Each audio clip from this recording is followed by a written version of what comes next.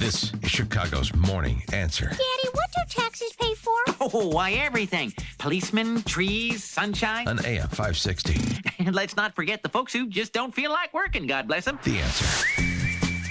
Good morning, Dan and Amy. President Trump crossed the pond in merry old England, and he gave up the gecko. He did. He wore it that Sunday night before he left for his 3-day state visit at a mega church he went to in Virginia. And he didn't speak. They just prayed with him, and then he watched the rest of the sermon and then left. But I'm sorry to disappoint you. It was a one-day thing. So he went. So he's back to his old wiggy top. I guess it's fine. I don't know. I thought he should have given the Patrick Bateman a little bit of a workout. Give it a week. You think he should have gone across the pond with that, though? Because I thought it was a little... I don't know. There's a lot of wild haircuts over there with the royal family, so he'd fit right in. Summer teeth. You know what summer teeth are? Some are here, some are there. I've heard that. Yeah. Queen Elizabeth and Queen. President Trump had... A lovely dinner. Yeah. Well, it took 3 days. He had a sport of tea with Prince Charles and Camilla, and then a state dinner that it took the staff 3 days to set the table. And that is when the Queen spoke, Mimi.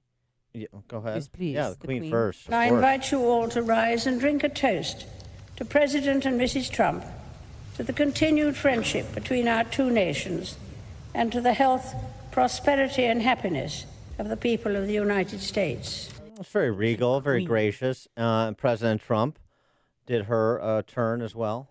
For no matter how silly the idea of having a queen might be to us, as Americans, we must be gracious and considerate hosts.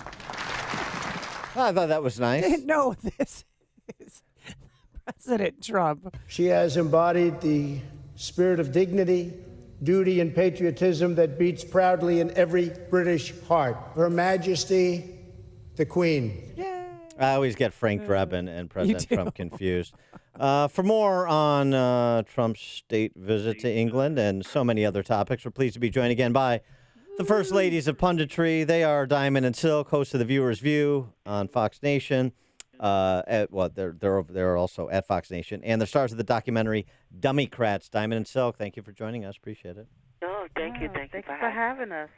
So what about all the pomp and circumstance and coverage of whether or not Trump is complying with British etiquette during his time there? Does this all fascinate you as much as it fascinates Amy? Well, I just love seeing our president on the world stage. He's over in the UK. He's doing a fabulous job. Melania looked beautiful, classy. I mean, stunning. Amazing. I mean, they make us proud. Yes. Even some of the first families, like the children are over there. You have Eric and Laura is over there. Jared and Ivanka is over there. So they make us proud. Look, this is what the presidents are supposed to do. And he's doing his job. Mm-hmm. He's following protocol. He looks great, and he makes us proud. And he's representing the United States very well. Mm-hmm. All right, but ladies, what do you think what he said before he left when he was doing an interview with The Sun? They asked him about Meghan Markle, and he called her nasty. He did not call her nasty. Call her nasty. So please don't tell a story on the president. Okay, well then what? He did not call her nasty. And don't take his words out of context. Right. He was talking about what she said about him, that he didn't know it was nasty. He was talking He said, about I didn't know she was nasty. That's So right. you've been listening to the fake news. You got to stop it. Oh. Don't listen to the fake news because they will take your words out of context like they do everybody. That's right. You did not call her nasty. Just saying I didn't know she was nasty don't mean you're calling her nasty. You have to go and look above, before and after, to understand the context in which he was saying that and in which he said that. What happened is the fake news media took that out of context and just looked at the word nasty and said he called her nasty. He was just, and that's not what happened. He was just channeling his inner Janet Jackson. It was Mr. Trump, if you're nasty, like from what have you done for me lately? That's all. Let me ask you a question about border security, Diamond and Silk. A bunch of reports out this week. Nearly 9 in 10 people in this country illegally released into the U.S., not showing up to their court hearings for their asylum petitions, 9 in 10. And then concurrent, Trump administration, and this sort of gives lie to this idea that Trump is anti-immigration, anti-legal immigration. Trump administration oversees 5-year high in approved citizenship applications. So he is approving this administration is proving they are for legal immigration and providing citizenship applications, approving citizenship applications from people who've done it right. But we have a problem with people who aren't doing it right, including those who are claiming asylum but not showing up to make their case. Where do you see the president on this issue, and do you think that his decision to try to get more assistance from Mexico with the stick rather than the carrot is the way to do it? Well, first of all, when you come into this country, you must get in line, do it the right way, get in line and wait your turn. And so, kudos to the ones that's doing it the right way. I'm not for all of this illegal immigration. We can blame Congress for the way our immigration policies are working today because you have our Congress not following the law. You have people not wanting to follow the law, and that's why everything is like it is. Listen, if Mexico don't help stop the influx of illegal immigration that's coming into our country, illegal aliens that's coming into our country, then there should be a 5% tariff slapped on them. That's right. Because those people have to come through Mexico, and if Mexico have the strongest and strictest immigration policies, why are they letting that happen? Why are they breaking their own one laws? thing that Silk made on a point on Chit Chat Live last night, she said, if you're seeking asylum, that's right, then you should be stopping at the first place you see, which is Mexico. Why are you coming to the United States? But when you have a Congress whose mindset is deemed on allowing people to come in because they're looking at them as votes, when you have a Congress that's thinking like that, then that's why everybody want to flock here to America. Well, yeah. Not only that, the president also have this economy hot and booming, so they also want to flock here for the American dream. But if you want the dream, you're going to have to get in line and wait your turn. You can't you can't break up in our house and think you can take the dream. That's Well, not how but it a lot works. of them want to come here. You know, they are being offered asylum in Mexico, but they want to come here, you're right, because of the economy. But also we have wonderful entitlement programs that they all know about. That's why they make the journey, too. So maybe stop them that way with entitlement programs and then tax us with tariffs. How they going to give you everything away for free. I'm going to give you this away. I'm going to give that away to you for free. And then guess who's left holding the bags? The taxpayers. Well, guess what? The taxpayers are tired of it. We're fed up with it. I don't care if he shut down the borders. It wouldn't bother me one bit. That's right. Because if you got 1 million people coming to your house at one time, that is a crisis. Something's wrong. Let me ask you about another crisis, at least according to Democrats. That's the crisis of Trump's alleged obstruction of justice that is jeopardizing the future of our representative republic. Senator John Kennedy from Louisiana said to Democrats, if you want to impeach Trump, go to Amazon online, buy a spine, and do it. Do you think that that's the right approach? Dare Democrats to impeach Trump? Well, what are you going to impeach him for? The booming economy? Home ownership being at an all-time high? I mean, just think about it for a minute. And let me tell you something. How can you obstruct justice when when everything was a fake and a hoax in the first place? And don't forget now, when somebody accuses you of obstructing justice, it has to be on the basis, knowingly, on the basis of corrupt intent. That's right.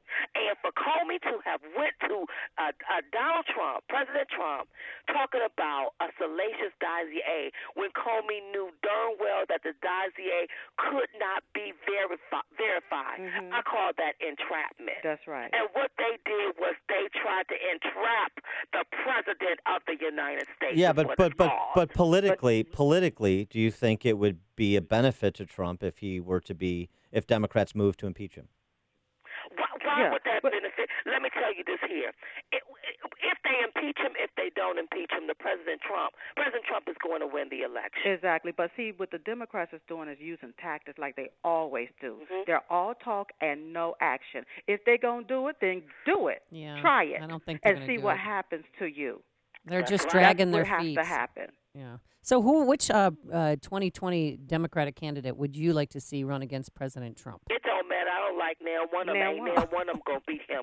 What people don't understand, if you look at every candidate that's running, and if you combine their government service, combine it together, okay, that's 397 years. Over 397 years worth of experience in government. Combined, okay? And then you have this one man who's a businessman with no experience and managed to do in 2 years what they couldn't do in over 390 years. And you think we want to vote for them? And if they make Biden the front runner, I want everyone to go and Google that 1993 speech that he did on the Senate floor when it pertained to the crime bill and how the words that he spewed. The disparaging word. Yeah, it echoed the sentiments of bigotry and racism. I am questioning Barack Hussein Obama for even having Biden as a vice president. There is something wrong with Biden. And here's the deal. I don't want to hear nobody ever talk about President Trump, because the one thing I know, when President Trump was a businessman, you had black rappers, you had ballers and shot callers who wanted to be just like President Trump. You name me one black man that ever wanted to be like Joe Biden. I want everybody to go back and listen to the stuff that he used to echo on the Senate floor when he was a senator. You all, it is disparaging. It's a disgrace. That's right. And listen, it sounds like it's racism to me. And it's still ingrained in him today. I want to ask you, ladies, how things are going on with the internet, the social media channels for you. You've had some run-ins with Facebook, famously. You were part of a subject of a congressional hearing because of Facebook censoring you. Wonder how things are going there as there's more and more talk about antitrust prosecutions of the big social media companies. Well, good. Still the same. People are being censored. We're being censored. Even on Twitter now. Let me tell you how Twitter, the new setup that they have. What is it? I don't care how many followers you have. What they do is they tend to show your posts and feeds of people that don't even want to follow you. That's right. Okay, so now you got trolls coming back at you and talking junk. And my thing is, if somebody is following you, why not let your post or your tweets show up in their feeds? That's right. Because that's the reason that they're following you. So Twitter is bad. Facebook is worse. I mean, it's all bad. YouTube is no better. It's all ridiculous, and it is what it is. We told you all what was going on last year back in 2018, and now people are seeing the truth. It was Diamond and Silk that went up there on the Hill to tell America what is happening here. We told you they were doing it because of politics, because they want to try to win an election. And they are the ones that have been sowing this discord into our lexicon by saying all of these damnable things about our president. Whenever you have people making derogatory statements about our president, about America, you got Obama, his camp, still over there in Iran telling them to just wait it out. Why is some ex-president taking and acting like he's still the president? All of this different stuff that's happening, and you got social media censoring our voices so we can't get the message out. They're doing all of this stuff for a reason. And you know what? The way we say it is, whenever one door closes, a big old window open, and no man can shut it, not even Mark Zuckerberg or Jack Dorsey. That's right. All right. They are the inimitable and indomitable Diamond and Silk, Donald Trump supporters, host of The Viewer's View. They're on Fox Nation. They're also stars of the documentary Dummycrats. Diamond and Silk, thanks as always for being with us, ladies. Thank you for having us. You guys are the best, and they joined us on our turnkey.pro answer line. You're listening to Chicago's Morning Answer with Dan Proft and Amy Jacobson on AM 560.